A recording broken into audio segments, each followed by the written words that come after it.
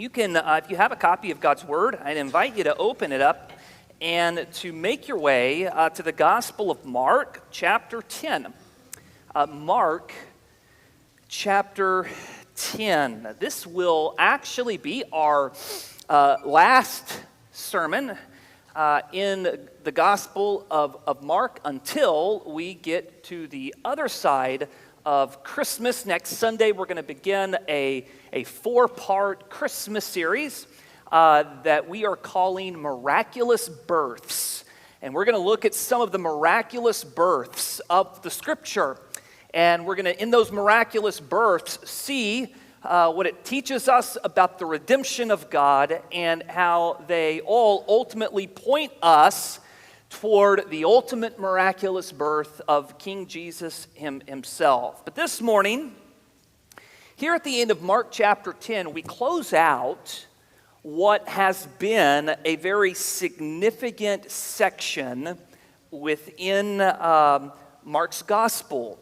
A section that actually began in the middle of chapter 8 and is extended now all the way through chapter 10. And it's within this section that Jesus has said on a few of occasions that he's on his way, he's on the road to Jerusalem.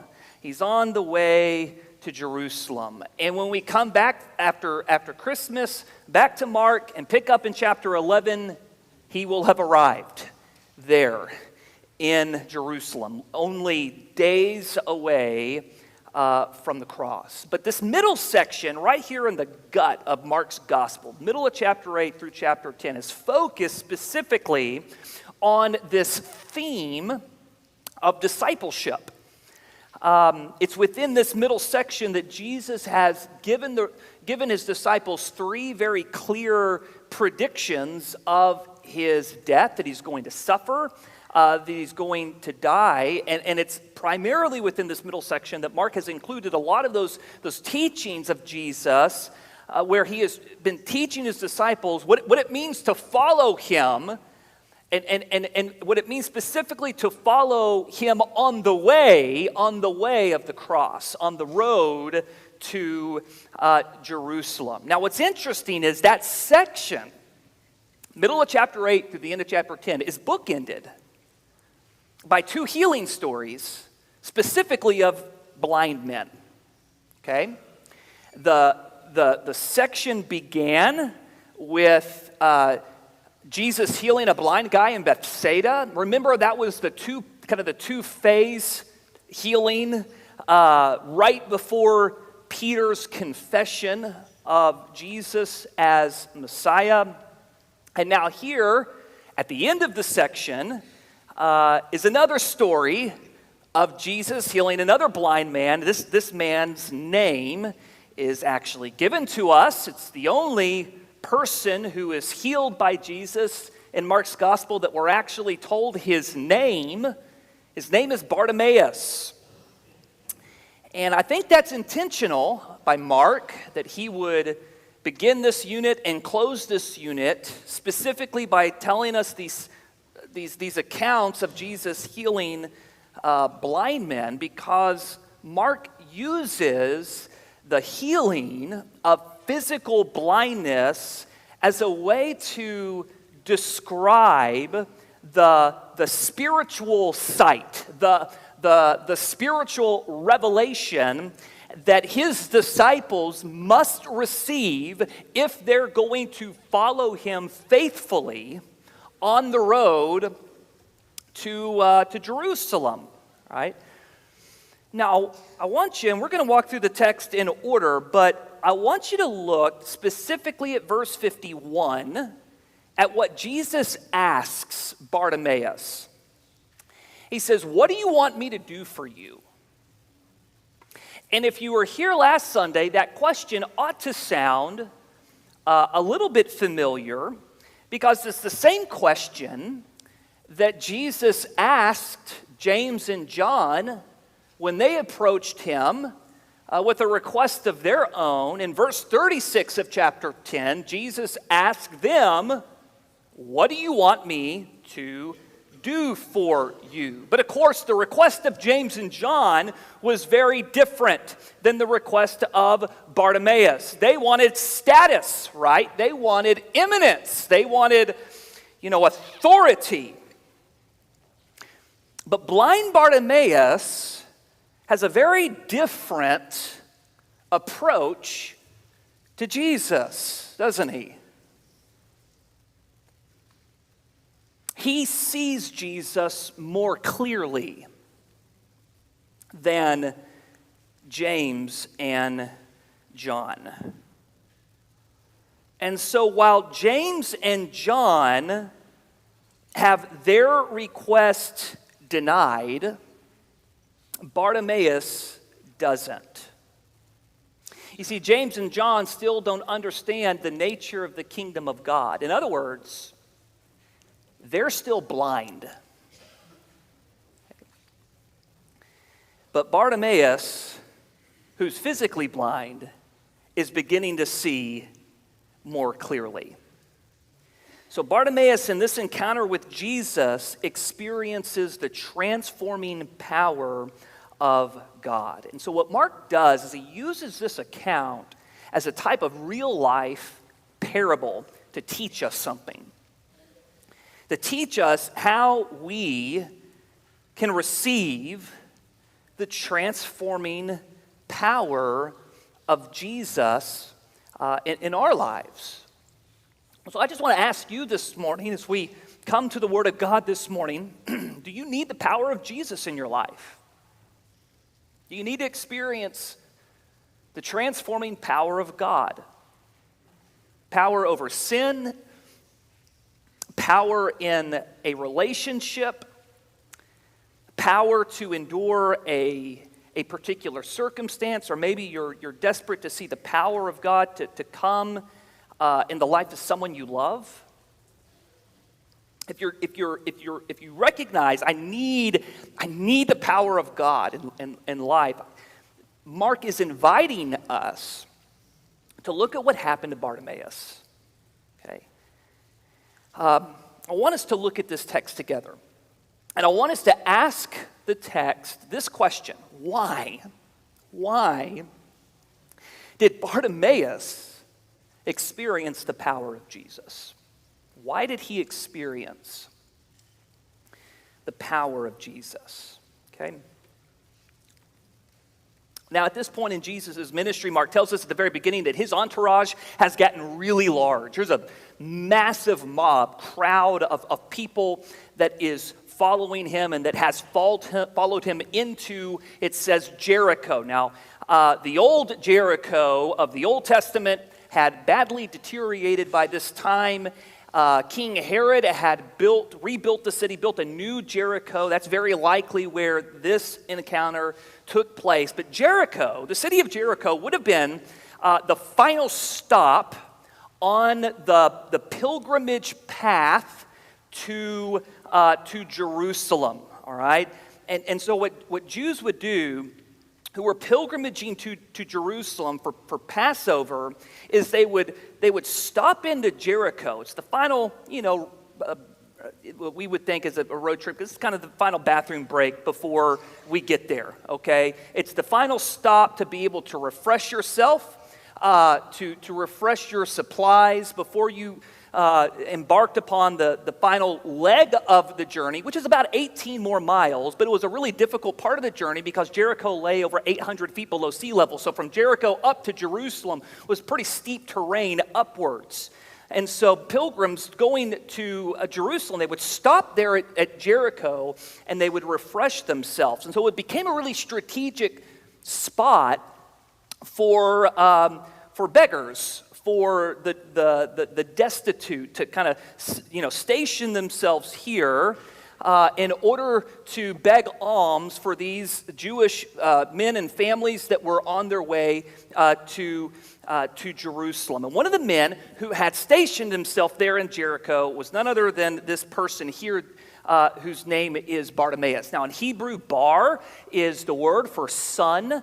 Timaeus was his dad's name. And so this is Bartimaeus, the son of Timaeus, as Mark actually takes time to explain, because he's writing primarily a Gentile audience. Now, to be blind in the ancient world meant that you relied almost entirely on the goodwill of other people for your survival.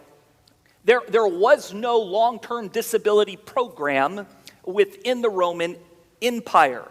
And so if you were in a situation like this where you could not help yourself, what you would do often is you would set up along a popular roadway like this one that runs through Jericho.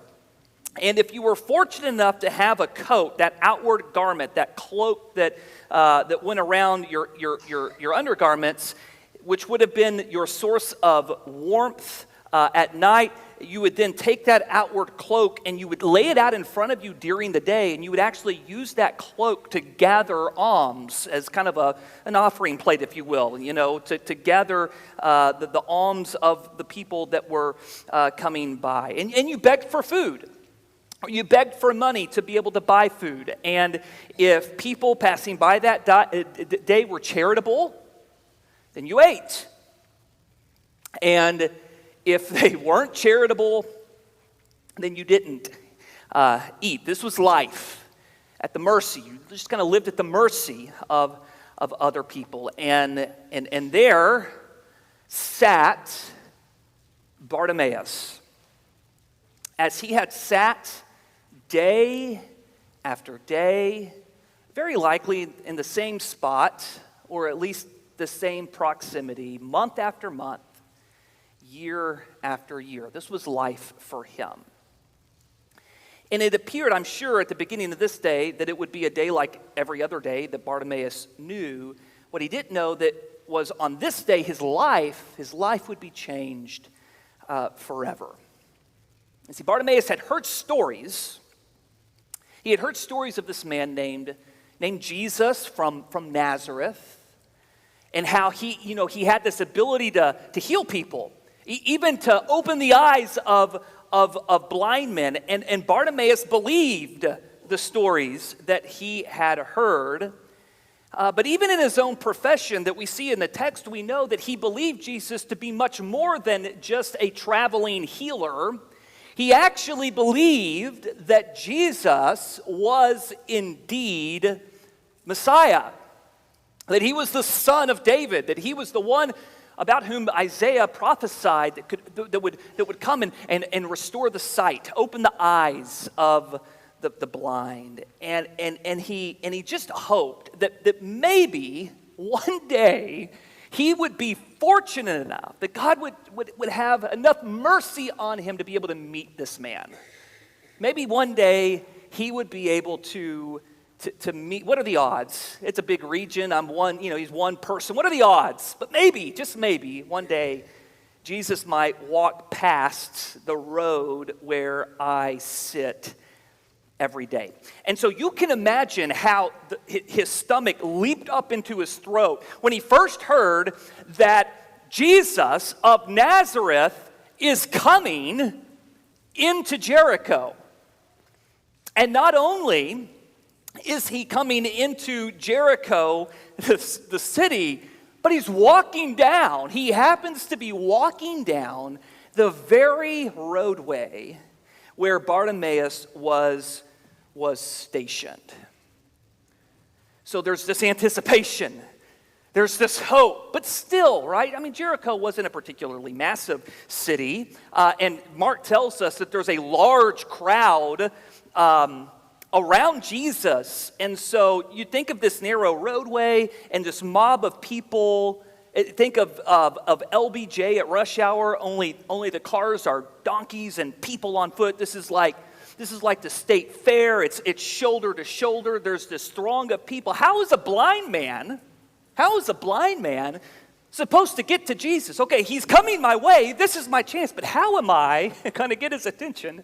How am I going to be able to actually meet him, but Bartimaeus knows, man, there's not much time. This may be the only opportunity I ever get to even be in the same vicinity as this man. There's not much time, and so what does he do? He just starts screaming at the top of his lungs, right? Son of David! He's looking, have mercy on me. He doesn't know what else to do.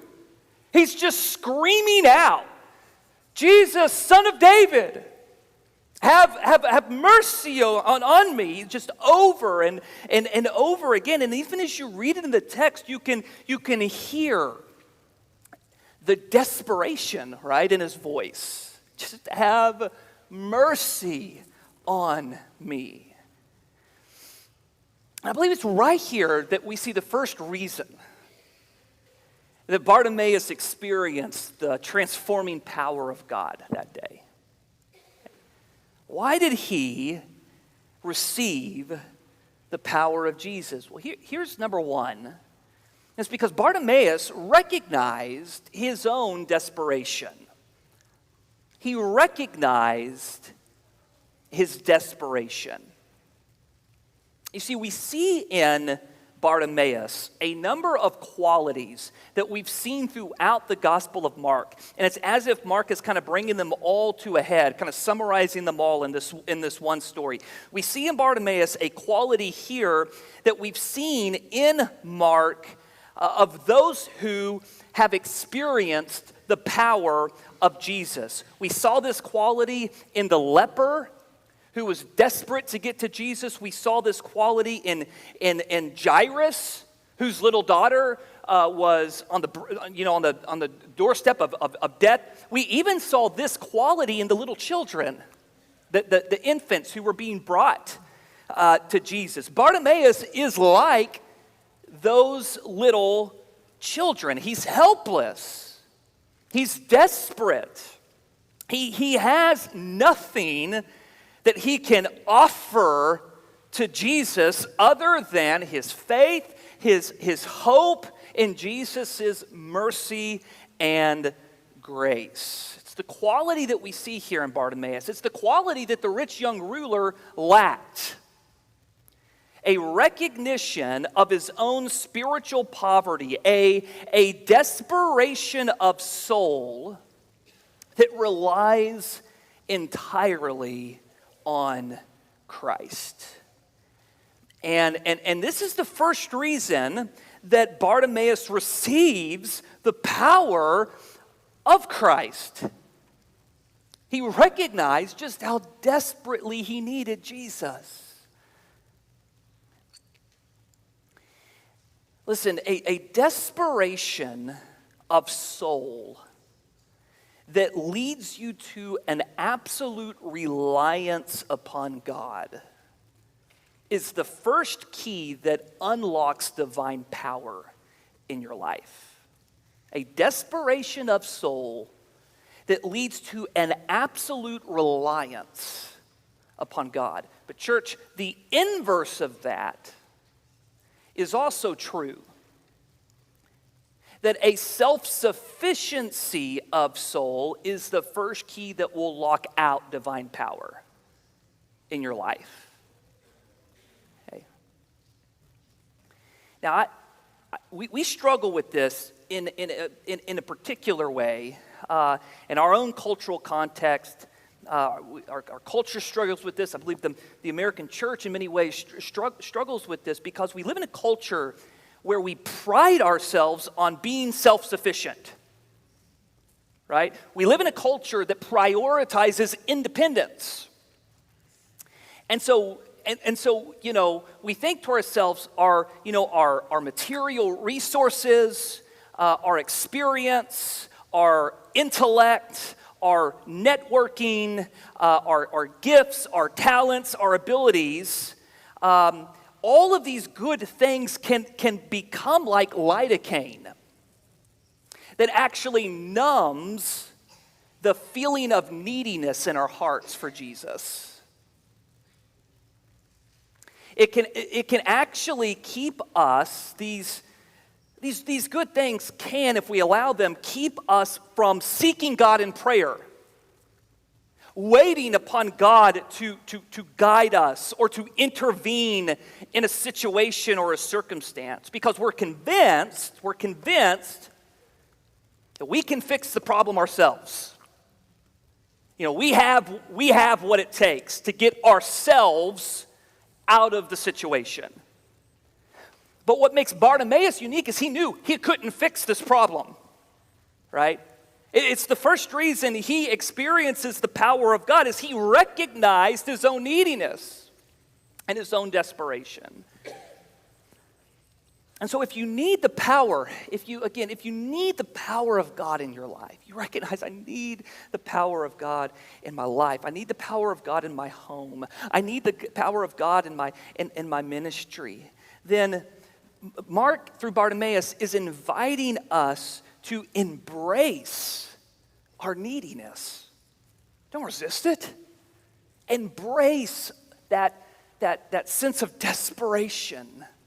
Not in a way that produces passivity. No getting out of this anyways. So I'm just do nothing. Not in a way that produces passivity, but in a way that produces absolute reliance upon the Lord. Absolute dependency upon the Lord. Okay. Now, in every culture, almost, the economically destitute, the poor, are oftentimes considered kind of a nuisance. Cities will often, even today, look for ways to keep the homeless population out of town rather than looking for ways to actually help the homeless. And the same was true in the ancient world. People like Bartimaeus were the lowest of the low within society. They were considered undesirable. They were considered expendable.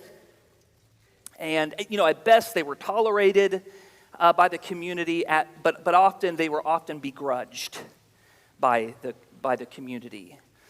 And so when he starts making a scene, screaming out as loud as he can over and over again, Mark tells us that the crowd is like, dude, you gotta stop. Be quiet. Be cool, man. You're making a scene. This is embarrassing to the community. If you've ever been, as a parent, in a restaurant, like a nicer restaurant, you've got young children with you, and they've decided they want something, and they are just going to scream at the top of their lungs. That's the feeling here. You're embarrassed. It's a scene. You'll do anything. Just be quiet. And that's how the crowd is responding to Bartimaeus here. Jesus is probably one of the most significant visitors that Jericho has had that year, maybe ever. And now they've got this undesirable, beggar causing a scene, crying out, screaming at the top of his lungs. So they're telling him to be quiet, but Bartimaeus isn't deterred. He's not deterred. And as a result, listen, of his persistent cry, it says in verse 49 that Jesus stopped. He stopped. He heard the cry. So he stopped.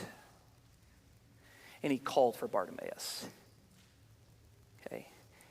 And Mark tells us that when Bartimaeus heard that Jesus was calling for him, look at verse 50. He threw off that outward cloak. He threw off his coat. He jumped up and he ran. He came to Jesus. Okay. Now remember the context. Jesus is on the last leg of his journey to Jerusalem. He is about to execute the single most significant event in the history of mankind. He is going to be betrayed and flogged and crucified. He's days away. He's going to get to Jerusalem and lay down his life for the sins of the world. Kind of important. And yet he stops and he takes time to give attention to this blind, destitute beggar. Right? The Son of Man allows the cries of the poor and powerless to stop him in his tracks.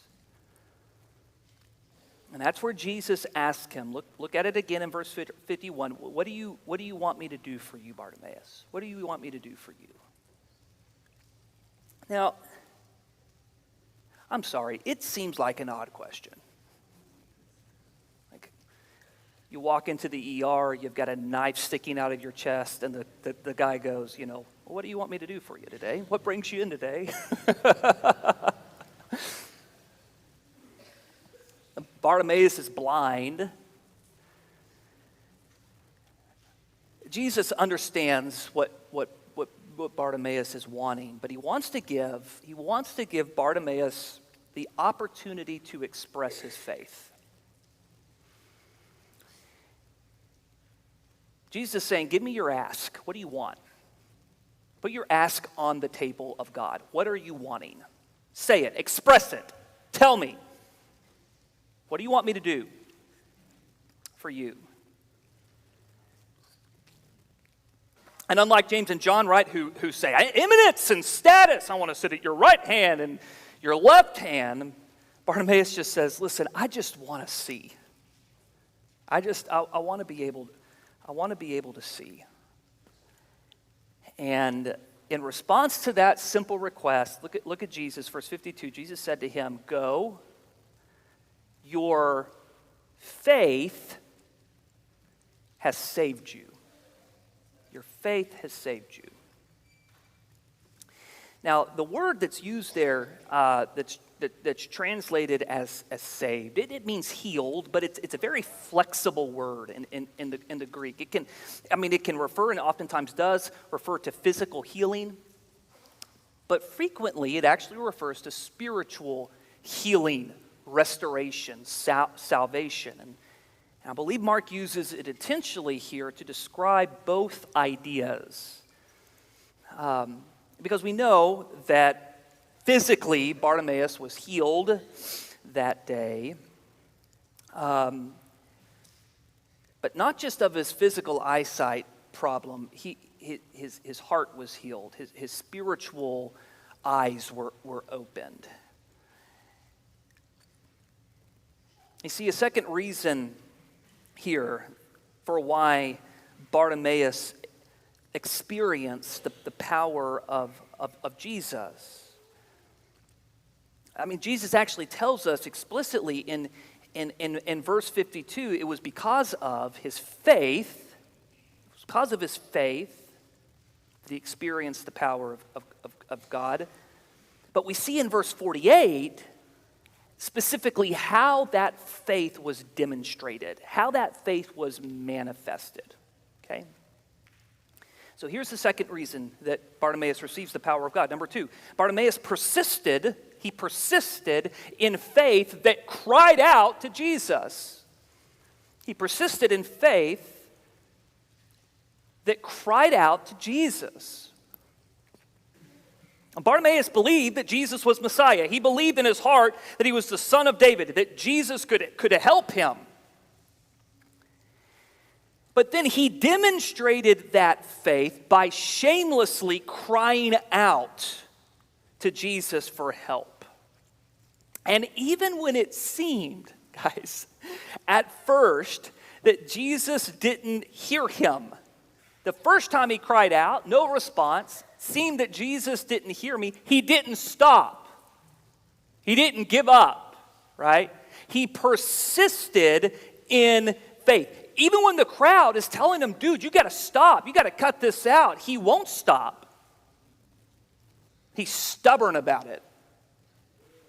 He persists. Guys, we see here in Bartimaeus the same quality that we have seen over and over again in Mark's gospel of those who experience the power of God. It's not just faith, but it is a persistent faith, an enduring faith, as we've described it before, a stubborn faith.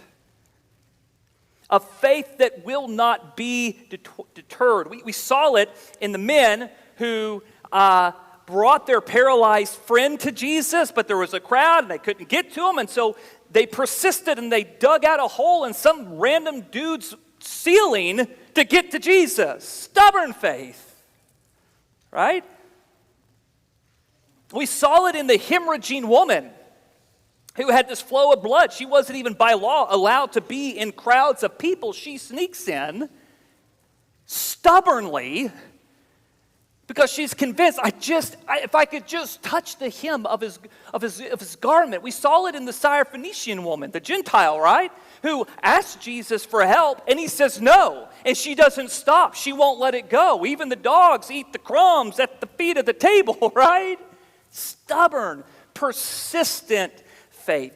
And now we see it here in Bartimaeus. He won't be stopped. He persisted in this faith that cries out to Jesus, and that's why he experiences the transforming power of God. And so again, I ask you, do you need to experience the power of God in your life? Do you recognize I need God's intervention? I need his help. I need his power. The invitation that Mark is giving us here is by faith to cry out to God in prayer. Cry out to him. And if it seems he's not hearing you, don't be deterred. Persist in a faith that cries out to God. Church, there are times in the sovereignty of God that he chooses to withhold help. He chooses to withhold blessing until after a season of prolonged wrestling with him in prayer. Bartimaeus we see a snapshot of it here in Bartimaeus. He was stubborn and he wouldn't stop. He wouldn't stop crying out to Jesus. Be stubborn in prayer. Be stubborn in your heart cry for God. How often do we forfeit the power, the help, the blessing that God would otherwise have for us because we fail to persist in crying out, depending upon, expressing our need for help to God in prayer. Now, one final point I want you to see at the very end of verse 52. So look at the end of verse 52. Said to him, "Go, your faith has saved you." And it says this, immediately he could see, and he began to follow Jesus on the road. That's the way. That's the phrase that's been repeated time and time again. He began to follow Jesus on the way to Jerusalem. Okay, now how do we know that the healing power of God came not only on Bartimaeus' physical eyes, but also on his heart that day? We know because his profession of faith produced a life that followed Jesus on the road. Followed Jesus along the way. Okay? Mark told us back in verse 50, when Mark gives little details like this, he does it intentionally. He told us back in verse 50 that when Bartimaeus heard Jesus call for him, he threw off his coat. He threw off probably the only possession he had. That cloak would have been his source of warmth at night. It would have been the way he gathered alms during the day. And yet, just like the fishing nets of Peter and Andrew, just like the tax booth of Matthew, Bartimaeus leaves it behind. He throws it off. He leaves it behind to follow Jesus on the road. Again, that road, that way, that Mark has used that now. This is the third time in this section he's used it to describe Jesus' journey to Jerusalem, to the cross. Along the way, he's been inviting his disciples to follow him on the road, to follow him on the way. And Bartimaeus, he doesn't just follow Jesus on any road, he follows him on the way to the cross. This is the way of the cross. Okay. So this is the final reason that Bartimaeus experiences the transforming power of God in his life. Number 3, Bartimaeus followed Jesus. He followed Jesus on the way of the cross. On the way of the cross. Church, kingdom power, transforming power, the very power of God is available to those who not only recognize their desperation, who not only persist in prayer, but who follow him. Follow Jesus on the way of the cross. And I say that because there are plenty of people in the world who, they encounter a crisis situation, they get really desperate in that situation, and they start, they start praying to God. But they're not willing to surrender their lives to Jesus. They want God's help to get them out of that situation, but they're not willing to deny themselves, throw off their cloak, right? Take up their cross and to follow Jesus on the way to Jerusalem. And so ultimately they don't experience the transforming power of God. I said earlier that one of the keys to lock out the power of God in your life is self-sufficiency. Another key that will lock out the power of God in your life is resistance, defiance to the will of God, an unwillingness to surrender, to yield your life to Him, to follow Him, to actually follow Him in your life. It's an incredible. I love this text. It's so interesting because from the perspective of just the narrative, the writer, it would have made perfect sense for Mark to go from the climatic statement of verse 45. The Son of Man did not come to be served, but to serve and to lay down his life as a ransom for many. That is a climatic line in the Gospel of Mark. It would have made sense for Mark to go right from that line into the triumphal entry of chapter 11. And here he comes, riding on a donkey to lay down his life, the servant king. But before he does it, he's one more story I want to tell you. It almost seems out of place, doesn't it? Like it's just another random healing story. Like why does he bring Bartimaeus in here to close out this significant unit? But he does it because Bartimaeus shows us what it means to live, to be a disciple of Jesus. He chooses Bartimaeus here. Mark even gives him a name. Because unlike James and John in the previous text, Bartimaeus serves as kind of a model disciple.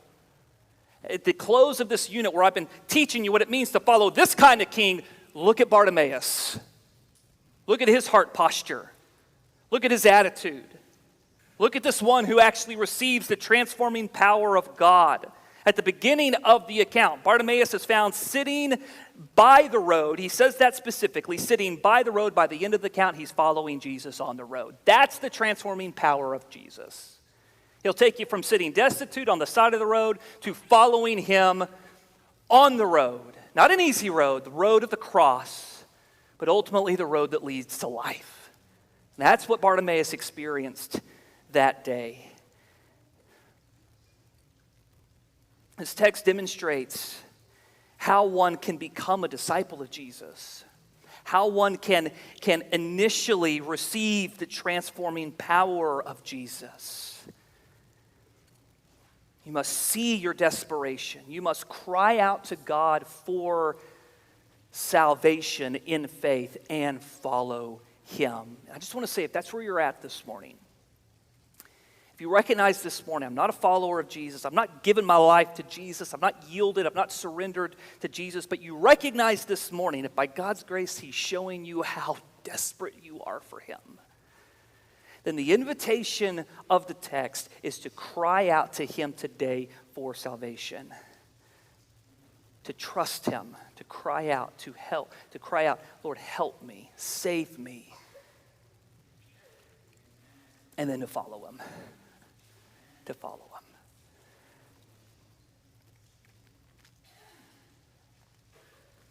And the text also shows us not only how you become a disciple initially and how you initially receive the transforming power of Jesus, but it shows us how to live.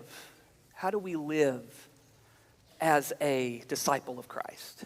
How do we, throughout our lives, even as believers, how do we continue to appropriate, to experience the power, the transforming power of God? Okay. So I want to leave you with a few questions to consider. If you are a disciple of Jesus, are you still today living like Bartimaeus, recognizing even today how desperate you are for him, relying upon his power, his help, his presence, because you see your neediness?